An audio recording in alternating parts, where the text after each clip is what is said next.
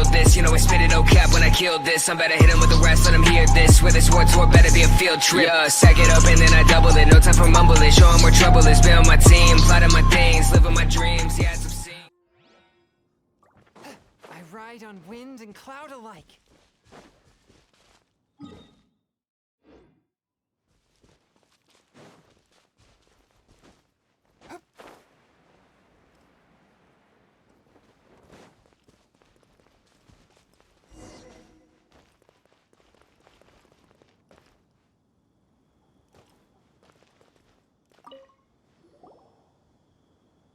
Hi there!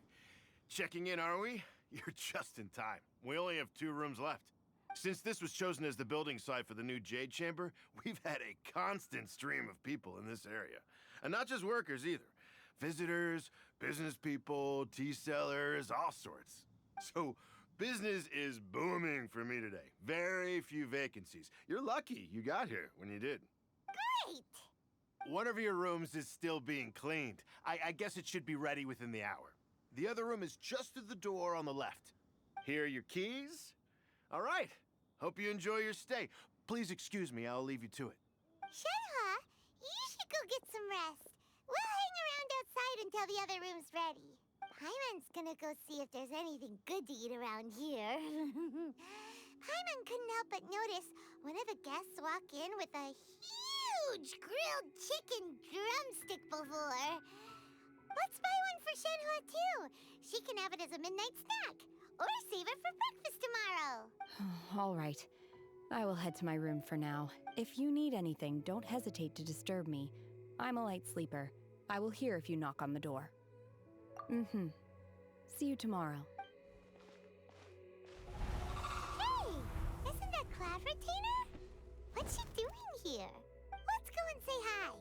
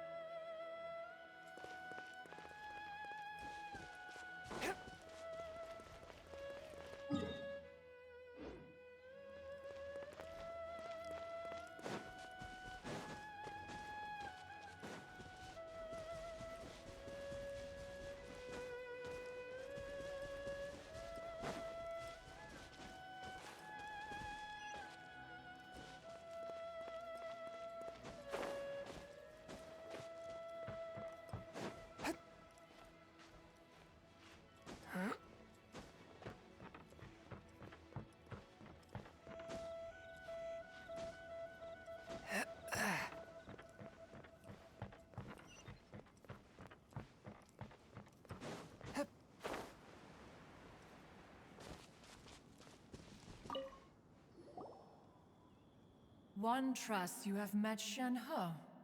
So, are you getting along quite well? So far, so good. Yeah. So, you know Shenhe too, Cloud Retainer? Naturally. Save for Ganyu, who spends the majority of her time in Liyue Harbor. All the Adepti living today are acquainted with Shenhe to some degree. Cool. So, what's her Adeptus name anyway? Calling her Shenhe feels kind of friendly, but also kind of disrespectful. So Paimon's thinking maybe it'd be better if we called her by her Adeptus name instead. Her Adeptus name? Why, pray tell, would Shenhe have an Adeptus name? Don't all Adepti have a special title they go by? On this latter point, you are correct.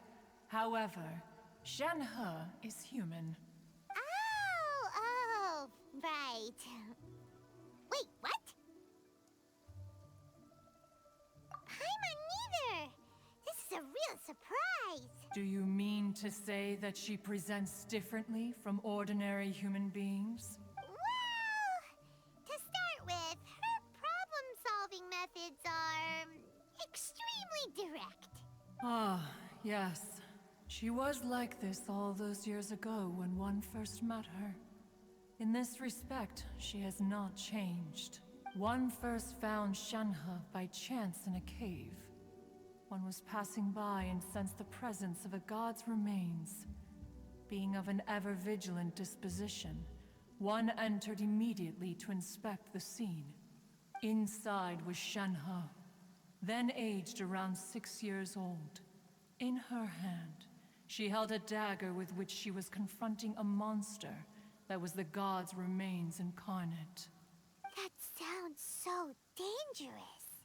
When one arrived, she had already been locked in confrontation with this monster for several days.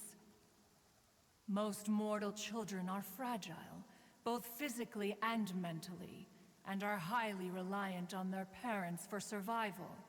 But not so her. That she was able to endure such terrible danger was due not only to her strong willpower, but also to the bloodlust and homicidal instinct with which she was born. One dealt with the monster, yet she still refused to lower her guard. She even pointed her dagger in one's direction and remained ready to strike. Only after she was satisfied that one had no intention to cause her harm did she finally relent. She then passed out without uttering a single word. In other words, if you hadn't passed by that day, Shenhe might have... Not necessarily. Upon one's arrival, one could sense that the god's wrath was gradually receding. Even had the stalemate continued, one suspects that Shenhe may have still emerged the victor of the confrontation. That's still so dangerous, though. Why was a tiny little kid battling against the wrath of a god in the first place? Alas, the mortal world is rife with suffering of every kind, and she had experienced her fair share of this, even at a tender age. Seeing that she was homeless, one decided to adopt her. Indeed, it is one to whom she refers. Shenhe has an extraordinary constitution, making her well adapted to practicing the Adepti arts. All the Adepti cherished her talents, and so we were willing to train her. However, her homicidal urges did not subside with age. Rather, they grew stronger day by day. Mooncarver once performed a divination for her. He declared that her fate is to bear the curse of calamity. Consumed by malevolent energy, she is prone to bring harm to those around her. Such is the magnitude of the danger this poses, that her soul must be bound with red ropes to keep her homicidal instinct at bay.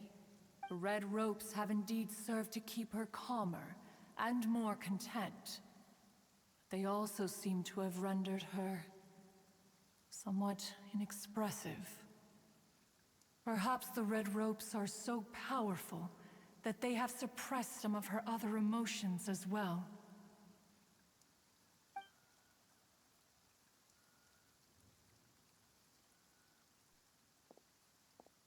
It is only by fate that people's paths may cross. Now that Shenhe's path has crossed with yours, please be sure to treasure the gift that fate has given you, and take good care of her. Oh, now Paimon gets it. You came out here to check up on Shenhe because you were worried about her, didn't you? Huh. You dare draw such a facile conclusion on the nature of one's present excursion? Incorrect. The truth is that while Liyue Harbor may seem peaceful today, danger is always lurking in the shadows. Ningguang once made a bold assertion that this is to be the era of the contract between Liyue and the humans. Well, one is most curious to observe how she will respond to the coming storm. If she handles it admirably, one is willing to be a witness to her achievements. But if she does not, the Adepti shall not hesitate to seize control. Let us conclude our conversation here for today. One has occupied enough of your time, and night is approaching. Be sure to get ample rest. So, Shenhe isn't an Adeptus after all. She just grew up around the Adepti. Oh, no wonder she doesn't like being treated as an Adeptus. Having everyone falling over themselves show their respect all the time must be kinda hard to deal with. A human raised by the Adepti is precisely what Liyue needs right now. It is also what the Adepti wish to give to Liyue.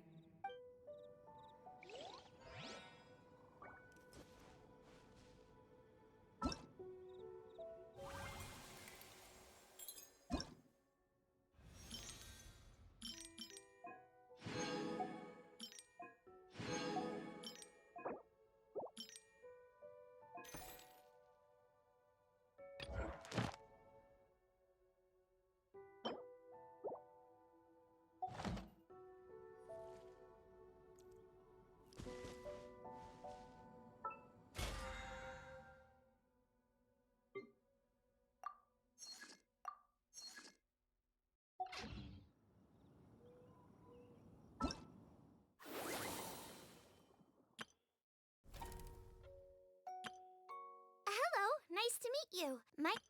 Everything's ready. Let's go. Let the magic begin.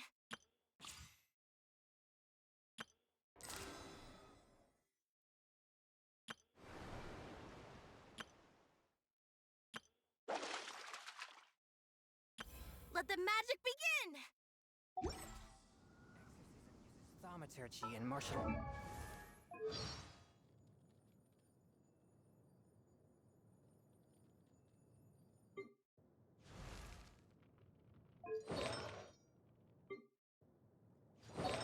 To conquer evil. There are other means to the same end, but they are not the true way.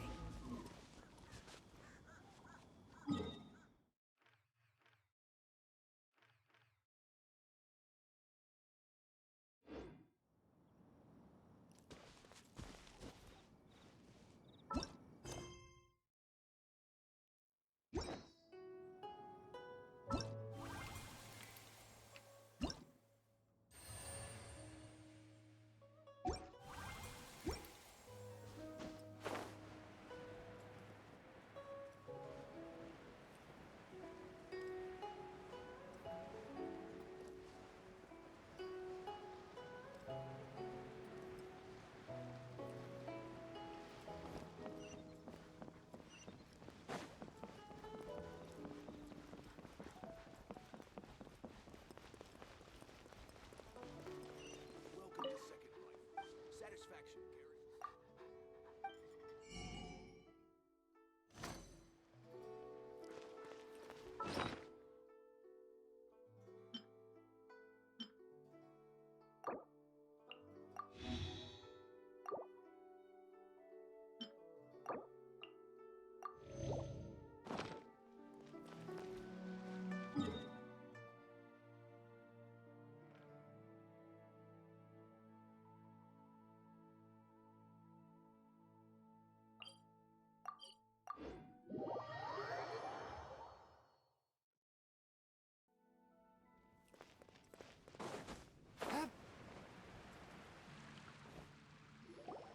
So, Sucrose, the package you mentioned that you received before, it's not dangerous, is it? You need to be careful when you're opening packages. I once had a friend mail me some research materials, and all the bouncing around in transit caused a reaction. Once I opened it, it let out a stench that could wake the dead. If your package contains anything like that, then maybe you should check with Albedo first and see what he thinks. No, this package didn't contain any hazardous materials. Timaeus! Sucrose! What are you two chatting about? Oh, hey, you two. We're just talking about a strange package that Sucrose received recently. A strange package? Yes.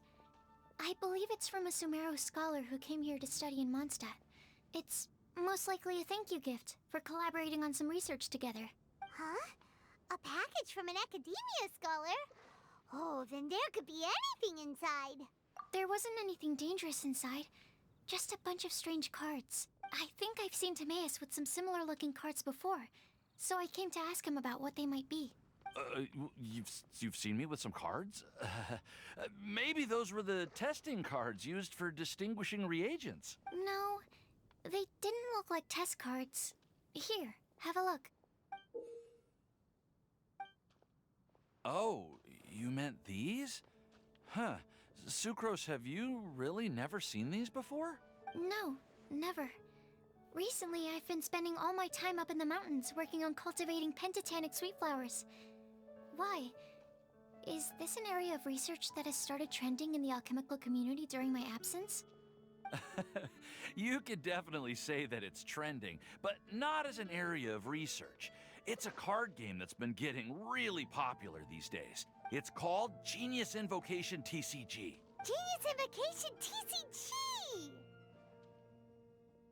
Genius Invocation TCG! Haven't you heard of it before? Apparently, it's a game that was invented by a scholar in the academia.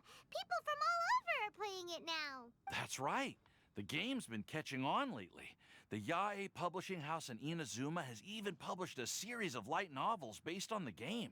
The story is really good. It starts with a young guy in Sumeru who finds an ancient casket of tomes in the attic. He opens it and discovers that the soul of an ancient TCG player called the Crocodile King has been captured inside.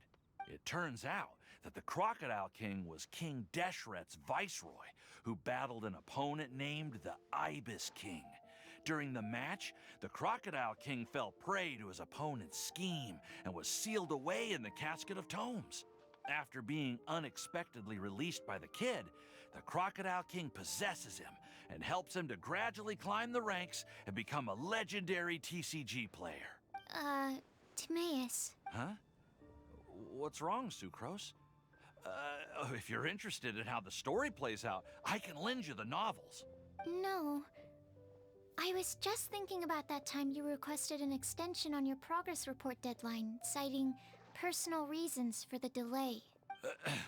Well, I did go through a phase recently where I wasn't putting enough focus on my work, but it's under control now. I've committed to not even touch Genius Invocation TCG until I've made enough progress in my research. Well, that's unfortunate. Oh? Why's that? Well, since it's a gift from a researcher I've collaborated with, I thought that I should at least try to learn the rules.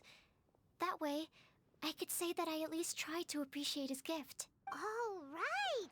And since it's a game from Sumeru, who knows? Playing it might even make you smarter. Just wait until Paimon plays it enough to become smarter than you! Then you'll be sorry! Although, it seems like we can't learn how to play it anytime soon, because Timaeus has given up for a while. Well, research is my priority, you know. But if you'd like to learn the rules of Genius Invocation TCG, then I'd actually suggest you go to the Cat's Tail. Yep, that's the place. It's where everyone in the community goes to play when they have time. They gather there, trade cards, and they're very welcoming to new players. Trying to learn the rules can be intimidating at first, but it's a lot of fun once you get the hang of it. Understood. Traveler, Paimon, let's go to the Cat's Tail and try asking around. To be honest, hearing Timaeus talking about the game has also piqued my curiosity. Well, what are we waiting for? Let's get going!